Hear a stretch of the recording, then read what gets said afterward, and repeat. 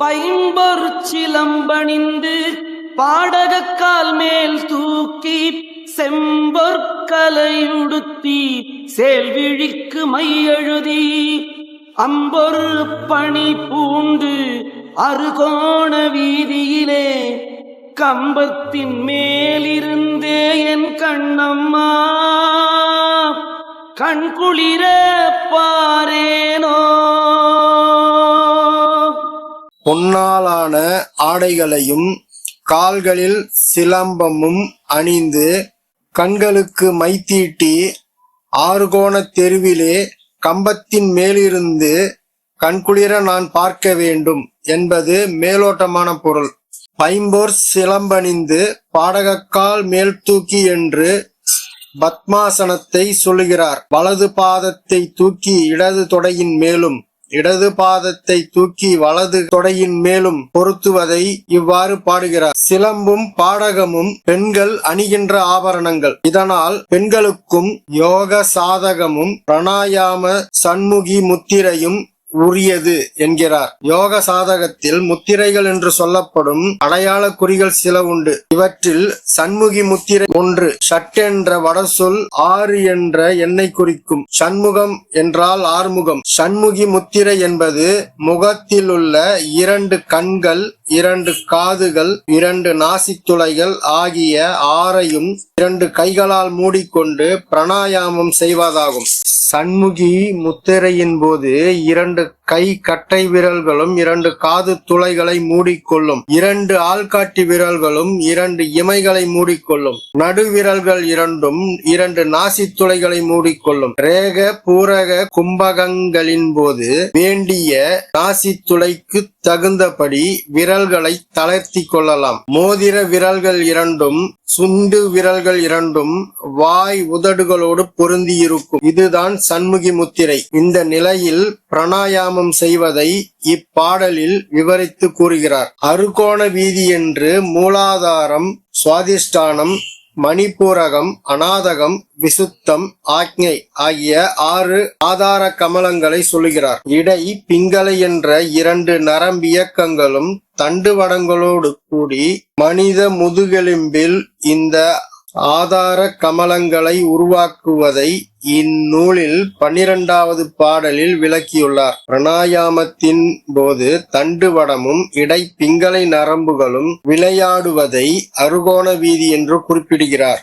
செம்பொற்கலையுடுத்தி அப்பொற்பணி பூண்டு என்றெல்லாம் பொருள் ஆழத்தோடு பாடியவை ஆகும். செம்பொற்கலை என்றால் காவி ஆடை என்றும் பொருள் சொல்லலாம். கலை என்றால் ஆடை என்றும் பொருள் உண்டு. சேல்விழிக்கு மையெழுதி என்பது 2 ஆள்காட்டி விரல்களால் கண்களை மூடிக்கொள்வதை குறிக்கிறது. அம்பொற்பணி என்ற சொல்லுக்கு உத்திராட்ச மாலை, துளசி மாலை என்றும் பொருள் சொல்லலாம். என்றாலும் உத்திராட்சம், காவி ஆடை ஆகிய வேட புனைவுகள் உண்மை ஞானிக்கு தேவையில்லாத காரணத்தால் சொற்கள் கவி அலங்காரத்துக்காக பாடப்பட்டவை என்று பொருள் கொண்டாலும் பிழையில்லை. வழுவாத யோக நெறிகள், தவறாத குருபக்தி இவை மட்டுமே சரியான ஞானிக்கு வேண்டிய விஷயங்கள். வேஷம் வேஷதாரிகளுக்கு மட்டுமேதாகும்.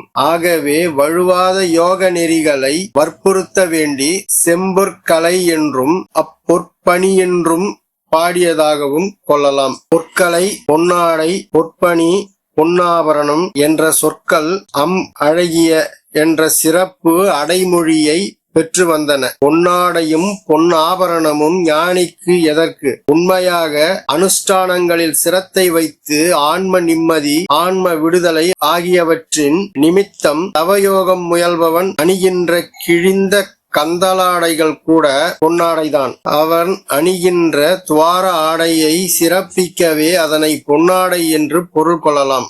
அத்தகைய யோகியின் வழுவாத யோக ஒழுக்கங்களாலே அவன் அணிகின்ற அணிகலன்களாகிய அதனையே பொற்பணி என சிறப்பித்தார். சண்முகி முத்திரையில் கும்பகம் செய்த காற்று எந்த வகையிலும் சிறிது வெளியேறாமல் தடுக்கும் முயற்சியில் சிலர் ஆசன வாயையும் அடைத்து விடுவார்கள்.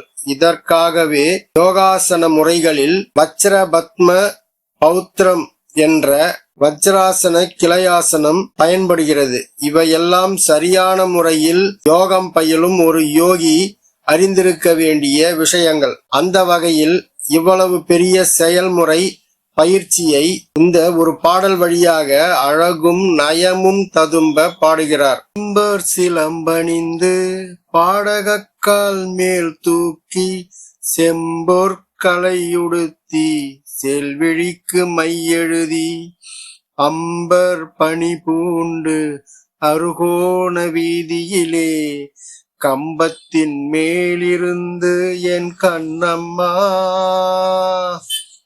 கண்குளிர பாரேனோ.